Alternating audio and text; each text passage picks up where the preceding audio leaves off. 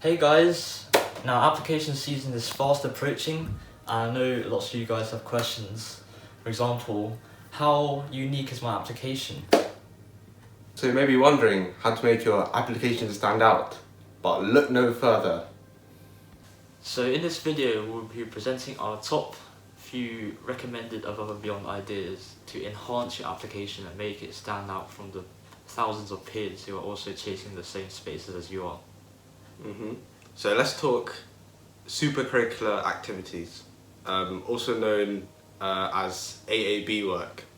That's above and beyond work. So what is above and beyond work? It's essentially activities that go above and beyond what you do at A-level and above and beyond what you're expected to do.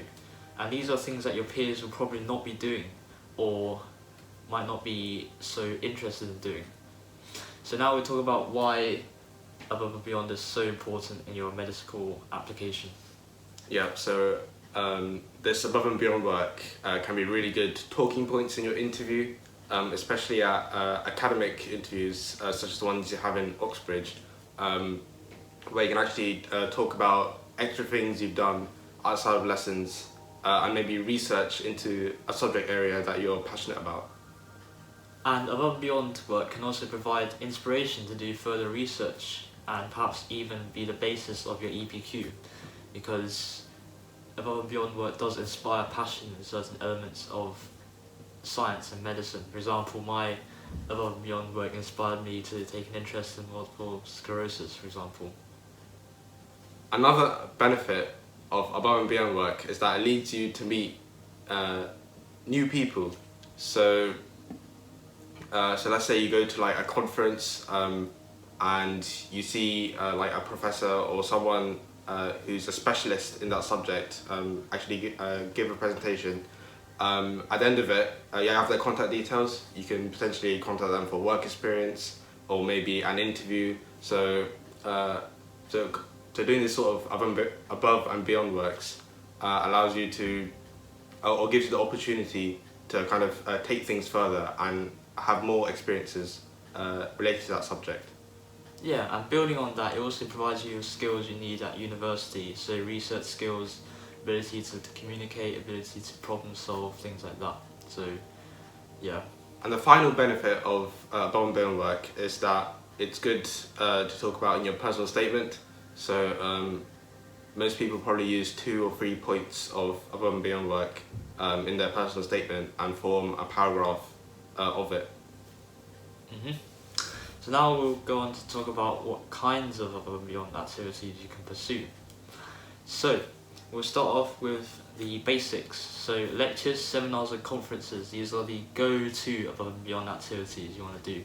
So opportunities are rife in this area. Local hospitals, the Royal Marsden, the ICR, universities like Imperial, UCL, they all offer lectures, seminars, conferences which aim to inspire and educate young people about new areas of science. So another AAB work you can do is to do MOOCs. So what these MOOCs are, they are massive online open courses. So everything's online and most of the time it's free. And what they are is you kind of learn, just like in school, about the subject in different chunks which you can kind of spread over a few weeks. And there are lots of different MOOCs out there. So some on neurology, biochemistry, COVID-19, pretty much anything. And they're a really good opportunity to kind of learn really in-depth things, so up to undergraduate level, all completely for free, and they can be a discussion point in the interview. So do you want to talk about? Yeah, so I did a MOOC in biochemistry which was brought up in my second Cambridge interview, and that proved really a really good talking point because the interviewer was evidently impressed about the knowledge I had gained in that MOOC, and that's what they want to see, engagement in the above and beyond activities you do, not just doing them for the sake of doing them.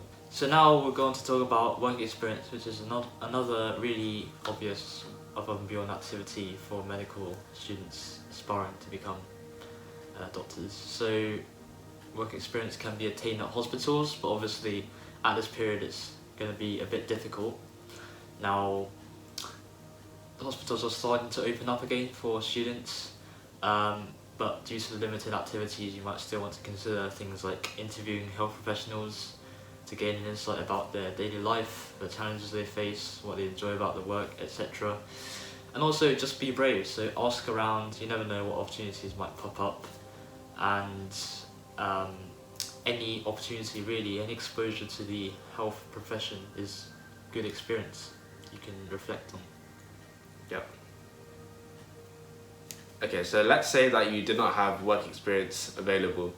What you could do is volunteer. So the classic medicine student has probably volunteered in a care home, which is the main way people do volunteering. So you kind of just help out the residents, have a chat with them, and kind of have that people exposure, which is the main thing.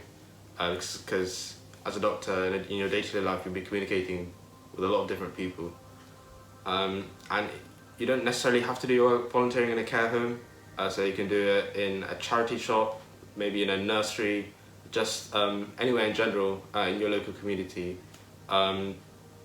where you have communication with other people constantly, and that's the main thing. Yeah, agreed. So other activities you can consider are STEM writing activities. So at our school, for example, there's a STEM magazine which we write articles for, and that opens up an avenue to do research into new areas which you haven't learnt about yet, or areas which you are passionate about. And also scientific writing brings lots of skills necessary when you're at uni, for example, when writing a dissertation or writing your thesis when you come to do your PhD. So writing is always a good thing to utilise as a skill.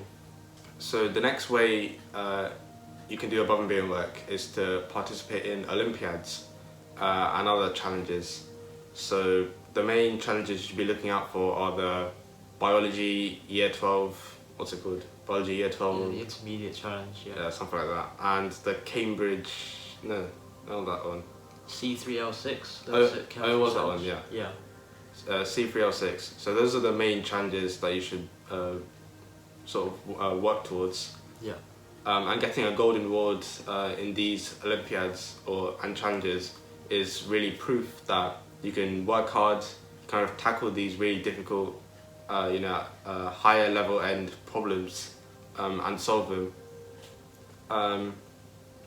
And that will also be useful to show to interviewers and be useful in the future. Yeah, and getting a gold award just shows you're in the really top of the top, so the best of the best essentially. Okay, so now we're going to talk about the EPQ.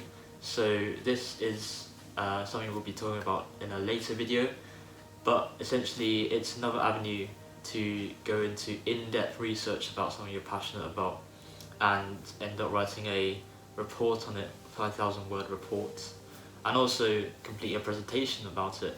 So lots of opportunities to develop lots of skills and research what you enjoy. And the final way you can do above and beyond things, well, I mean, it's not actually the final way, there's probably lots of other ways. The final point we're going to talk about in this video is books. So I'm not talking about your average sort of fictional books. I'm talking about, medical autobiographies. So books written by doctors documenting their day-to-day lives, as well as more scientific books. So books like Life at the Extremes, where he talks about the physiology of what happens and things like that.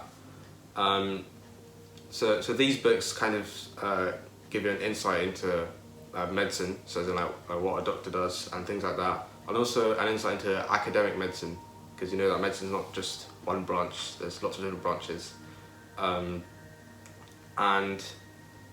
especially for people who don't really want to go out and do above and beyond work, just reading a book at home is a lot more comfortable. I mean, you can do it on the bus journey to school and things like that, and they really are useful and really interesting as well, so I'd highly recommend.